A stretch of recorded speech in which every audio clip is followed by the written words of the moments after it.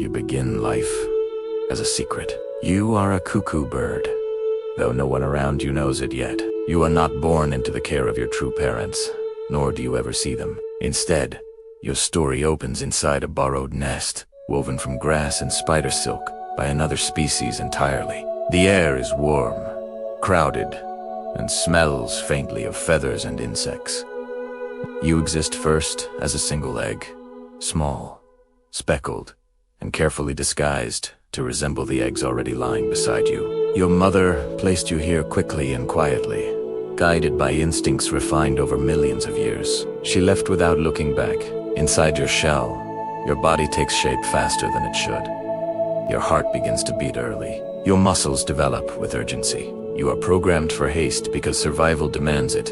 The host parents do not know you, but they will soon feed you, protect you, and risk their lives for you. Predators lurk nearby, from snakes to prowling mammals, and the nest itself sways with wind and danger. From the very beginning, you live by deception, speed, and timing. Curiosity, empathy, and suspense are not luxuries here. They are the difference between life and death. You hatch before anyone else. The moment your shell cracks open, the world floods in with cold air and noise. You are blind, naked, and absurdly large compared to the eggs still unhatched beside you. Your skin is pink and translucent, your neck weak, but determined. You cannot see your surroundings, yet you already know what to do. This knowledge is not taught, it is written into your nervous system. Within hours, you begin to push. One by one, you brace your back against the smooth curve of an egg or a helpless chick, and lev it toward the edge of the nest. The movements are clumsy, almost comical, but relentless. Your spine arches, your legs tremble. Gravity does the rest. Each rival tumbles over the rim and disappears. You never witness the fall, but you feel the sudden space left behind. By the end of your first day, you are alone. This behavior shocks human observers, but for you it is simple biology. Cuckoo chicks are obligate brood parasites. You cannot share resources. The host parents are small, often warblers or red birds, and they can only feed one growing mouth. Your instinct to evict competitors ensures that every insect, every moment of care, is yours. The host parents return, alarmed but unquestioning. They see a gaping mouth and hear a begging call, far louder than such a tiny body should produce. You respond again and again. They drop caterpillars, beetles, and spiders into your throat. Your digestive system works at astonishing speed. Enzymes break down protein efficiently, converting food into rapid growth. Your metabolism runs hot, fueled by constant feeding. Hunger is your default state. Silence means starvation. Danger never leaves. A shadow passing overhead triggers frantic begging or sudden stillness. Rain chills your bare skin. A mist feeding weakens you quickly. Yet day by day, your body learns resilience. Your neck grows stronger. Your skin thickens. Sparse feathers begin to push through like pins. You survive not because you are gentle, but because you are relentless. Your first true meal is unforgettable, though you do not recognize it as a milestone. The host parent arrives with a plump green caterpillar, still writhing. Your mouth opens instinctively, stretching wider than seems possible. Bright orange flanges around your gape flash like warning lights, a visual trigger that stimulates feeding behavior. The caterpillar disappears whole. You swallow without chewing. Your esophagus expands. Your crop fills briefly before passing food into the stomach. Inside you, digestion is already efficient. Gastric acids dissolve soft tissue. Proteins are split into amino acids, absorbed through the intestinal wall, and sent into your bloodstream. Energy surges outward, fueling muscle growth and feather development. Waste moves quickly through your short digestive tract. Efficiency matters when every gram of food must become body mass. Emotionally, if such a word applies, the experience is overwhelming. Hunger fades into warmth. Your begging quiets for a moment, then it returns, stronger than before. The lesson is immediate and permanent. Eat whenever possible. Beg louder. Grow faster. As days pass, feeding becomes a rhythm. Dawn brings a flood of insects. Midday heat slows activity. Evening feeds you one last time before cold settles in. You learn the timing of footsteps on twigs, the sound of wings approaching. Though blind at first, your hearing sharpens quickly. You sense danger not by sight, but by vibration and sound. A sudden silence can mean a predator. Your body flattens instinctively. Your host's parents work themselves ragged. They bring food almost constantly, driven by the illusion of a chick that never fills. Their smaller bodies burn energy at an unsustainable rate. Some cuckoo hosts die before their foster chick fledges. You do not know this. You only know hunger and growth. Growth comes fast and without subtlety. Your body changes daily.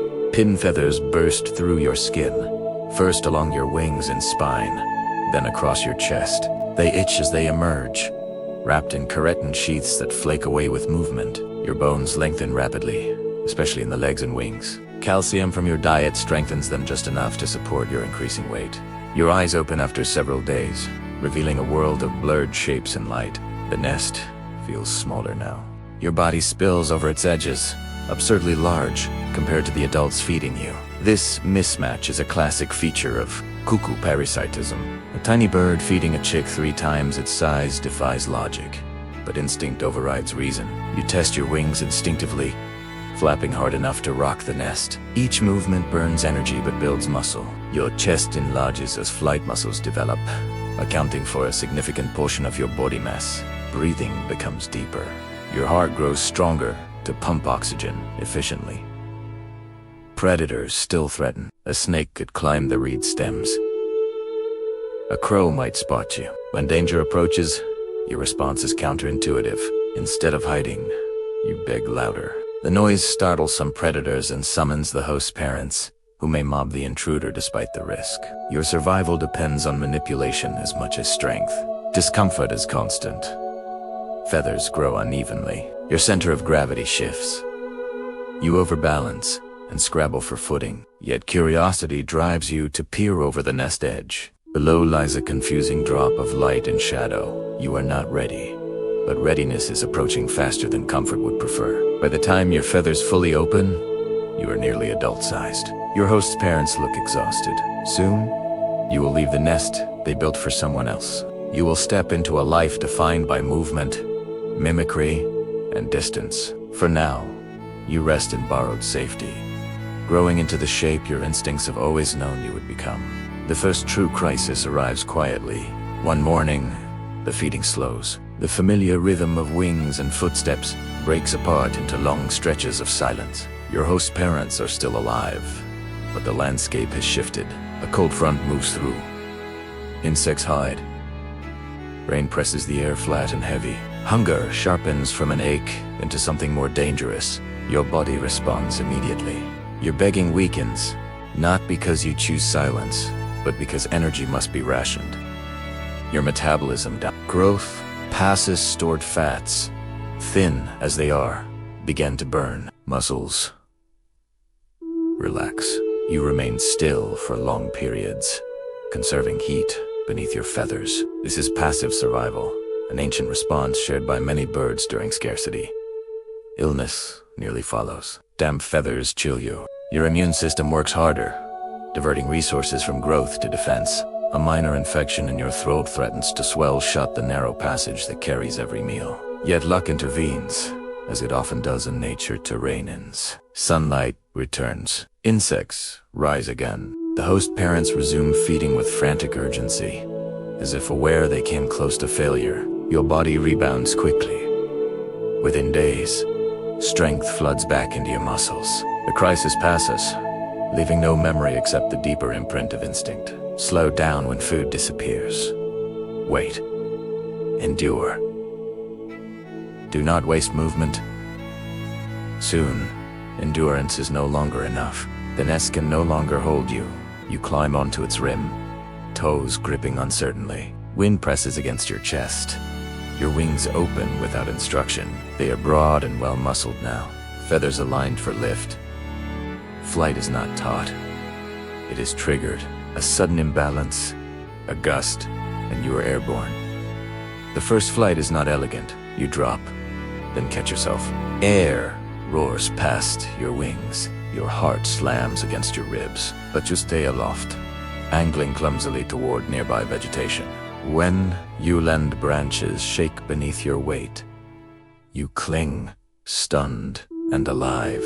From this moment, childhood ends. As an adult cuckoo, your appearance settles into its final form. Gray-brown plumage blends with bark and sky. A barred underside breaks up your outline. Your tail lengthens, aiding maneuverability in flight. Your eyes sharpen, tuned to movement rather than detail. You look enough like a small hawk that other birds hesitate. A useful illusion. Territory matters little to you. Unlike many birds, you do not defend a fixed nesting site. Instead, you range widely, feeding on insects, especially hairy caterpillars, avoided by other species. Your digestive system tolerates toxins that would sicken rivals. Specialized enzymes neutralize chemical defenses. This niche reduces competition and keeps you well fed. Mating season changes everything. Hormones surge. Your calls grow louder and more persistent, echoing through forests and wetlands. If you are male, your repetitive cuckoo call announces presence and readiness. If you are female, silence and stealth define your role.